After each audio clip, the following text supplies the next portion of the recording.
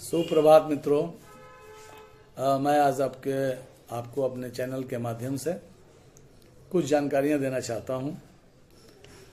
आपको पता होगा कि इंडियन पेनल कोड जो पुराना कोड था उसकी जगह हमारे पार्लियामेंट ने, हमारी सरकार ने नया कानून बनाया है और उस कानून का नाम है भारतीय न्याय संहिता।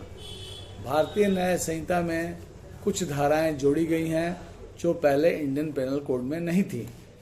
जैसे धारा 2 सब क्लॉज 3 में चाइल्ड शब्द को पहली बार जोड़ा गया है।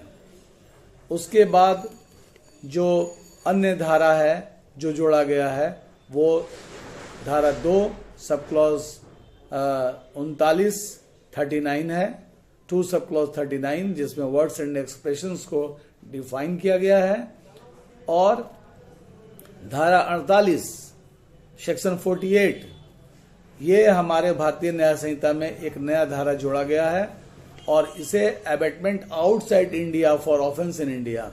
भारत में अगर कोई अपराध हुआ हो और उस अपराध को एबेट करने के लिए कोई फॉरेन से, विदेश से अगर बैठ के उस अपराध को करवाया हो तो वो भी अपराध की श्रेणी में अब इस नए भारतीय न्याय संहिता में ये प्रावधान किया गया है। उसके अलावा धारा 95 में सेक्शन 95 BNS एक्ट में अगर किसी बच्चे को अगर आप एम्प्लॉय करते हैं, इंगेज करते हैं, किसी अपराध को कारित करवाने के लिए हायर करते हैं तो उसे भी अपराध की श्रेणी में रखा गया है इस नए कानून में।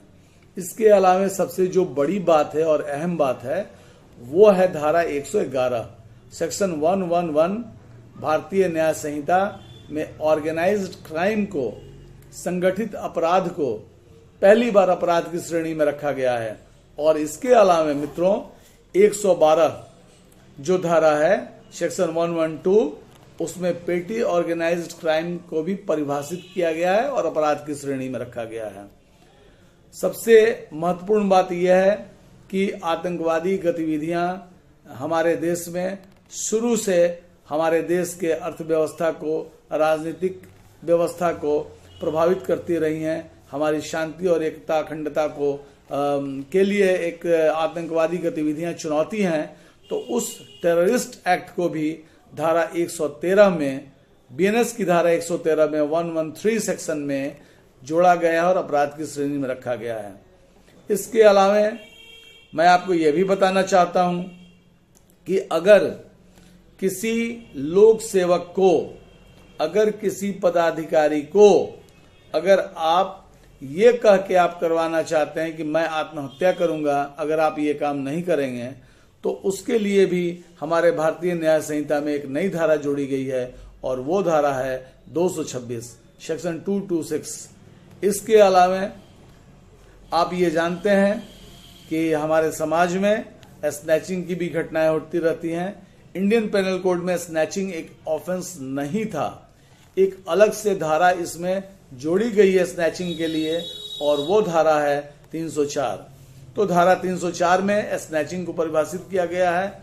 अगर कोई व्यक्ति रोड पे खड़ा है और उसके हाथ से या किसी औरत खड़ी है उसके गले से कोई सोने का चेन खींचता है तो उसको स्नैचिंग माना जाएगा और इसको स्नैचिंग को भी नए संहिता में, भारतीय न्याय संहिता में अपराध की श्रेणी में जोड़ा गया है। और लास्ट में जो धाराएं जोड़ी गई हैं, जो धारा जोड़ा गया है वो है 358 जिसमें रिपील और सेविंग्स को भी लाया गया है। तो इस तरह से भारतीय न्याय संहिता में कुल जो धाराएं जोड़ी गई हैं वो दो सेक्शन 23, सेक्शन 239, 48, 95, 111, 112, 113 और 226, 304 और 358 है। मित्रों धन्यवाद। आज के लिए बस इतना ही। शुभ, आपका दिन शुभ हो। धन्यवाद।